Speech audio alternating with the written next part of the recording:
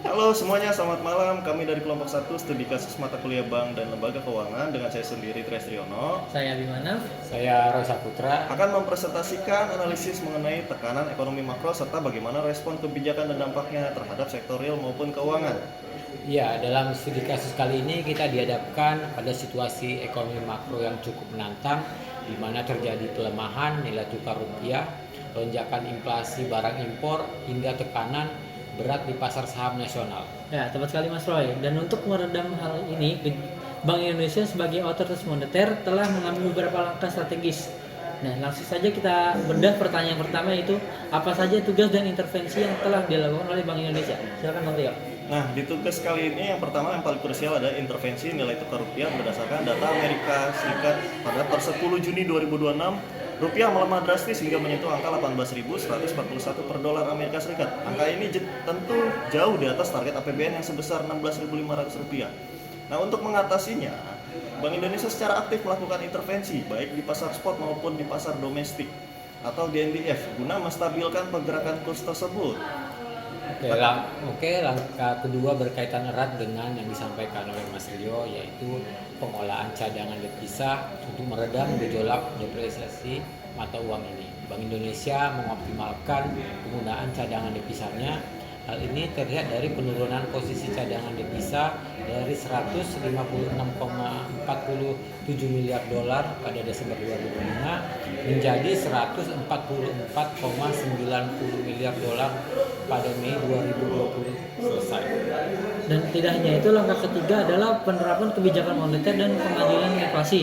Bank Indonesia menerapkan bauran kebijakan moneter seperti penyesuaian suku bunga. Acuan hal ini dilakukan demi meredam imported inflation atau inflasi akibat barang impor yang mahal, sekaligus menjaga agar tingkat inflasi tetap terkendali setelah sempat menyentuh angka 4,76% pada Februari 2026. Dan langkah keempat yang tidak kalah penting adalah menjaga stabilitas sistem keuangan. Di sini Bank Indonesia bersama dengan OJK itu memonitor ketat likuiditas perbankan nasional. Ini krusial karena pasar keuangan kita, teman-teman, khususnya IHSG, sempat mengalami tekanan hebat hingga anjlok minus 38,2%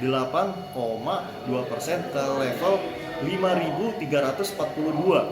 Intervensi ini memastikan sistem perbankan tetap kokoh dan berfungsi normal. Sekarang kita masuk ke pertanyaan kedua, apa dampak dari tekanan ekonomi makro terhadap rumah tangga dan lembaga keuangan khususnya bank. Nah, mari kita lihat dari sudut pandang rumah tangga atau masyarakat terlebih dahulu. Pelemahan rupiah memicu kenaikan harga barang pokok berbasis impor, inflasi impor. Kondisi ini diperparah oleh naiknya harga BBM non subsidi, contohnya Pertamax Turbo yang menyentuh Rp20.750 per liter. Akibatnya beban biaya hidup dan transportasi masyarakat otomatis meningkat tajam. Ya, betul sekali Mas Roy. Selain biaya hidup penurunan tajam pada pasar saham, di mana IHSG jebol di bawah level psikologis 6.000, juga berdampak langsung pada penurunan nilai aset masyarakat yang berinvestasi di instrumen saham maupun reksadana. Nah, selanjutnya lalu bagaimana dampaknya terhadap lembaga keuangan khususnya bank? Itu pertama, kenaikan harga barang pokok dan BBM tadi otomatis lebih menurunkan kemampuan bayar debitur baik masyarakat maupun pelaku usaha. Hal ini menyebabkan risiko kredit ini macet atau non performing loan. Itu di bank berpotensi yang meningkat. Nah, yang kedua, Yang kedua, untuk menahan pelemahan rupiah yang meluas, suku bunga pasar cenderung mengalami kenaikan. Konsekuensinya, bank harus menaikkan suku bunga simpanan mereka yang berujung pada meningkatnya biaya dana atau cash on fund. Kondisi ini berisiko menekan margin keuntungan bersih atau net interest margin atau NIM dari bank itu sendiri. Dan dampak ketiga adalah masyarakat serta pengusaha cenderung menahan diri untuk mengajukan pinjaman baru akibat suku bunga yang tinggi. Hal ini berakibat langsung pada pertambahan dan pertumbuhan penyaluran kredit perbankan secara nasional. jadi Kesimpulannya, tekanan ekonomi makro memerlukan sinergi kebijakan yang kuat antara Bank Indonesia, OJK, dan pemerintah agar stabilitas tetap terjaga, baik bagi masyarakat, industri, maupun perbankan. Oke, baik. Sekian presentasi dari kelompok kami mengenai studi kasus tekanan ekonomi makro kali ini.